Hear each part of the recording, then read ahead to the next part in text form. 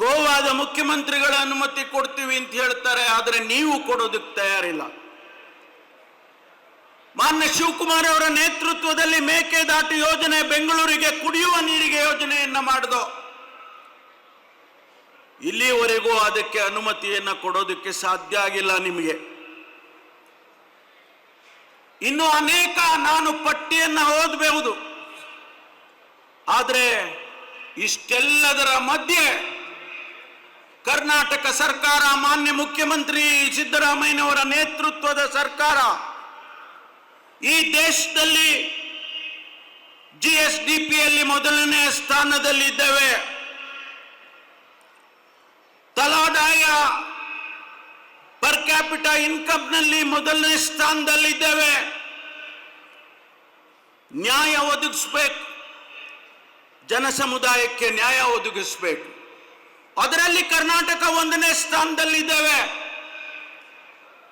ತೆರಿಗೆ ಸಂಗ್ರಹಣೆ ಮಾಡಬೇಕು, GST ಸಂಗ್ರಹಣೆ ಮಾಡಬೇಕು. ಅದರಲ್ಲಿ 2ನೇ ಸ್ಥಾನದಲ್ಲಿ, ಇಡೀ ದೇಶದಲ್ಲಿ 2ನೇ ಸ್ಥಾನದಲ್ಲಿ ಇದ್ದೇವೆ. ವಿದೇಶಿ ಬಂಡವಾಳ, ನೀವು ಹೇಳ್ತೀರಿ ಕರ್ನಾಟಕದಲ್ಲಿ ಆಡಳಿತ ಸರಿ ಇಲ್ಲ, ಹಣ ಇಲ್ಲ, ಮತ್ತೊಂದಿಲ್ಲ.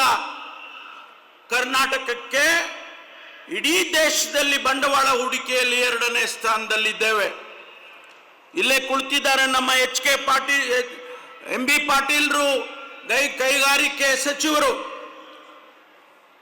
ಗ್ಲೋಬಲ್ ಇನ್ವೆಸ್ಟರ್ಸ್ ಮೀಟ್ ಅನ್ನ ಬೆಂಗಳೂರಿನಲ್ಲಿ ಮಾಡಿದಾಗ 10.25 ಲಕ್ಷ ಕೋಟಿ ಬಂಡವಾಳ ಹೂಡ್ತೇವೆ ಅಂತೇಳಿ ಭರವಸೆಯನ್ನ ಕೊಟ್ಟರು, MOUಗಳನ್ನು ಸೈನ್ ಮಾಡಿದ್ರು. ಇವತ್ತು ನಾವು ಕರ್ನಾಟಕ ಇಡೀ ದೇಶದಲ್ಲಿ ಒಂದು ಒಳ್ಳೆಯ ಆಡಳಿತವನ್ನು ಕೊಡ್ತಾ ಇದೆ. ಜನ ಸಮುದಾಯಕ್ಕೆ ಕೊಟ್ಟಂತ ಮಾತುಗಳನ್ನ, ಭರವಸೆ ಮಾತುಗಳನ್ನ ನಾವು ಈಡೇರಿಸ್ತಾ ಇದ್ದೇವೆ ಅನ್ನೋದಕ್ಕೆ ಇದು ಒಂದು ನಿದರ್ಶನ ಅನ್ನೋದು ಈ ಸಂದರ್ಭದಲ್ಲಿ ಹೇಳೋದಕ್ಕೆ ಬಯಸ್ತೇನೆ.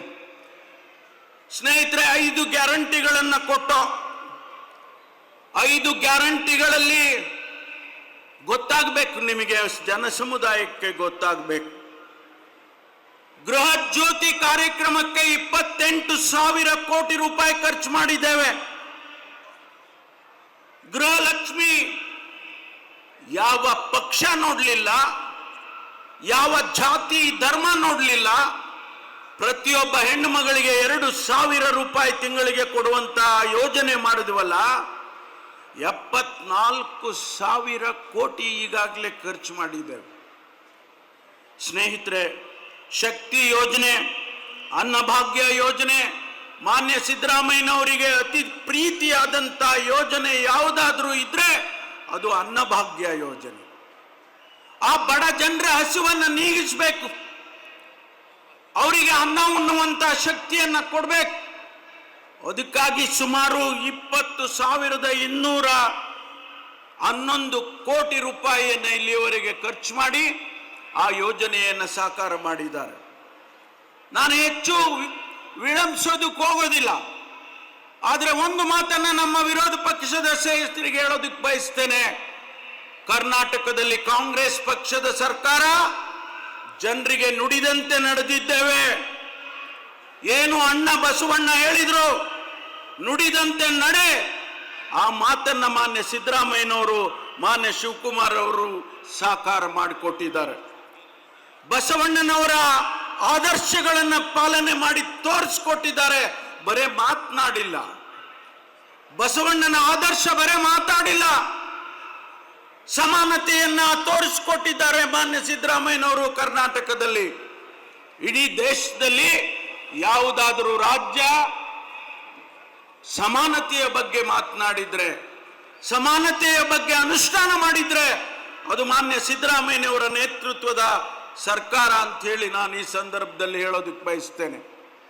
ಕೊನೆಯದಾಗಿ, ಇವತ್ತು ಮಾನ್ಯ ಜಿಲ್ಲೆಯ ಶಾಸಕರುಗಳು ಅವರೆಲ್ಲರೂ ಕೂಡ ಇವತ್ತು ಶ್ರಮ ಬಿದ್ದು, ಮಾನ್ಯ ಸಲೀಂ ಅಹಮದ್ ಇರ್ಬೋದು, ಮಾನ್ಯ ಅಜೀಂ ಪೀರ್ ಖಾದ್ರಿ ಅವರು ಇರ್ಬೋದು, ಶ್ರೀನಿವಾಸ್ ಮಾನೆ ಅವರು ಇರ್ಬೋದು, ಕೋಳಿವಾಡ್ರು ಇರ್ಬೋದು, ಎಲ್ಲರೂ ಕೂಡ ಈ ಸಂದರ್ಭದಲ್ಲಿ ಮಾನ್ಯ ಶಿವಣ್ಣನವರನ್ನು ಕೂಡ ನಾನು ಜ್ಞಾಪಿಸ್ಕೊಳ್ತೇನೆ, ಬಸವರಾಜ್ ಶಿವಣ್ಣನನ್ನು.